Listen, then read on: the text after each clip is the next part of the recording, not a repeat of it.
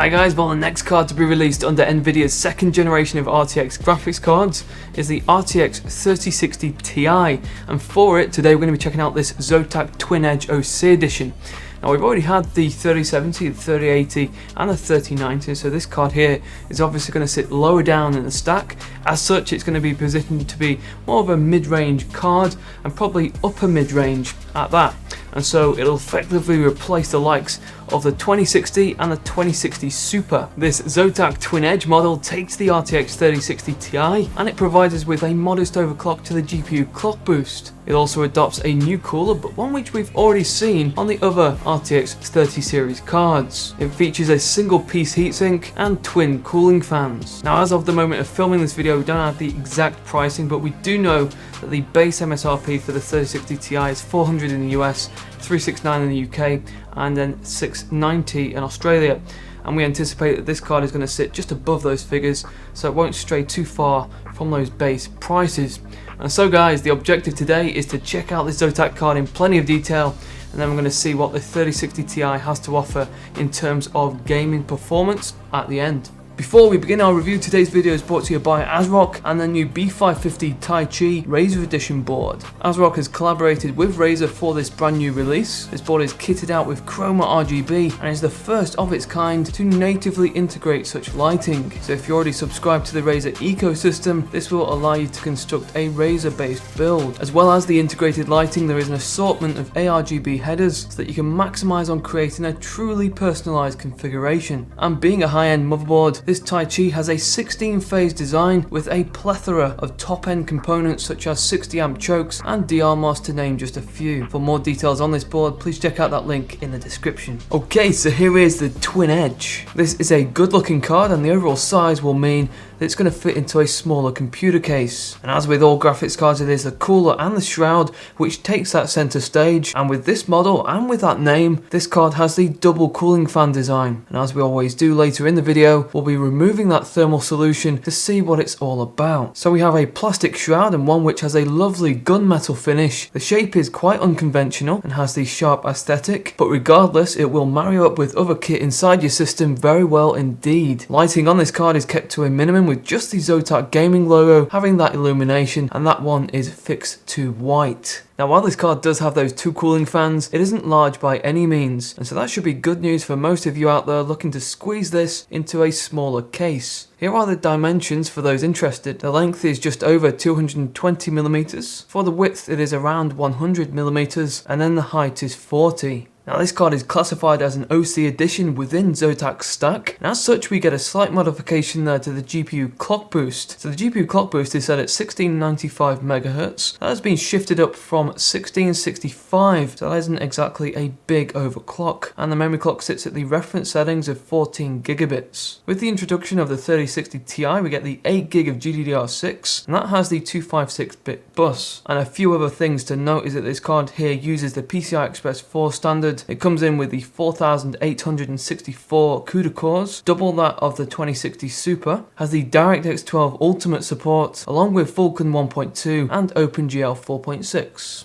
Now in terms of your computer case and the MOBO, this card here is a double slotter, and so unlike others, it's not going to stray into another PCI Express. And on the back panel here, we have 3 DisplayPort 1.4s. Those can give you the 8K at 60, and 1 HDMI 2.1 port, and that new standard allows you to tap into 4K at 120 and 8K at 60. So that is more than sufficient for most people who are going to use this card. Now this generation of RTX cards are no stranger to those big numbers in the power consumption department, but for this mid-range card here, it isn't too bad at all. All we need is a single 8-pin connector, and the advisory is for a 650 watt power supply. Turning to the back of the card, we have a metal backplate which protects that PCB, and it provides a bit of firmness. We also get various pockets of ventilation for that heat to escape.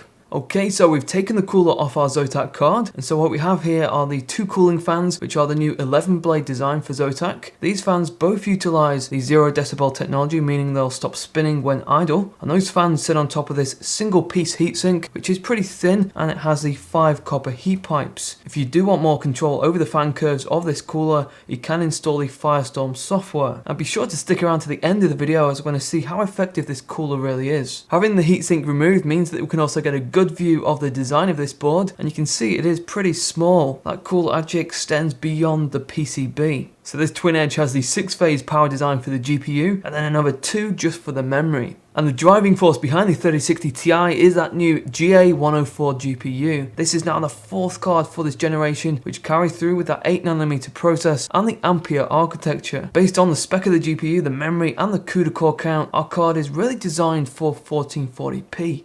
Okay, so with that rundown now out of the way, let's check out the performance of this 3060 Ti against a card which is at a similar launch price point, that is the 2060 Super. And instead of just sticking up some graphs and talking about them, we're going to show you some actual side-by-side performance. And for this, we're going to use 1440p and the maximum detail preset in each game.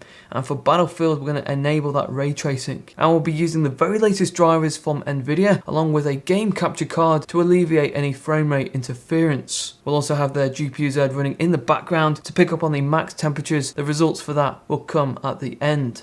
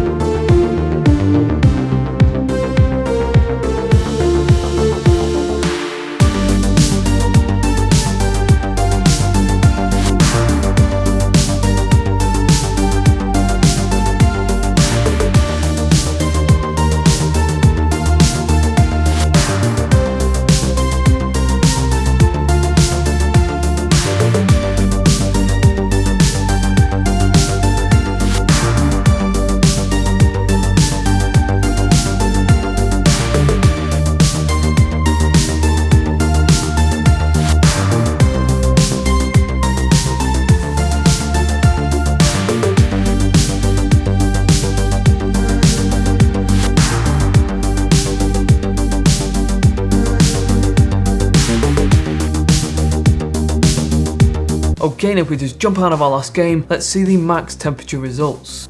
And there we go. Alrighty, well that is the ZOTAC RTX 3060 Ti Twin Edge OC edition. Come as no surprise that the performance of this card will come just below that 3070, but it actually isn't too far away from it. We just tested against the 2060 Super, and the reason for that was that both cards share a similar price point at launch, which is $400 US, and yet as you just saw, the outright performance is pretty impressive. We're getting 10, 20, sometimes even greater frames per second in comparison.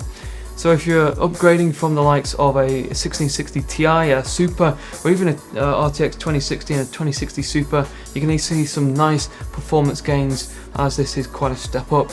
We just tested 1440p, everything maxed out, but this card would also be ideal for 1080 with everything maxed out and that higher refresh. So onto the actual design of this card. ZOTAC has done a great job keeping it small and compact. The overall look and styling is nice and neutral, so it'll coordinate well with other kit inside your case. The thermals are good but not fantastic. They settle around the 70s, but it is the noise levels which are probably the highlight for this cooler, as it doesn't emit much noise at all. So if you're on the hunt for a 3060 Ti, then this one is definitely worth considering. We just hope that you can actually see some stock in stores.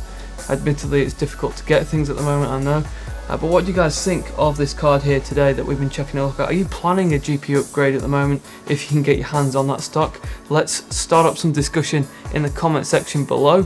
For the web review of this 3060 Ti with a completely different set of game benchmarks, different resolutions, and with comparison against other cards, then click on that link which will be on the screen and in the description very soon. A big thanks to you guys for watching today, do appreciate it. Please like the video as that really does help out, and if you've just stumbled across our videos, our channel, then please consider subscribing with those notifications enabled, and I'll catch you guys in the next one.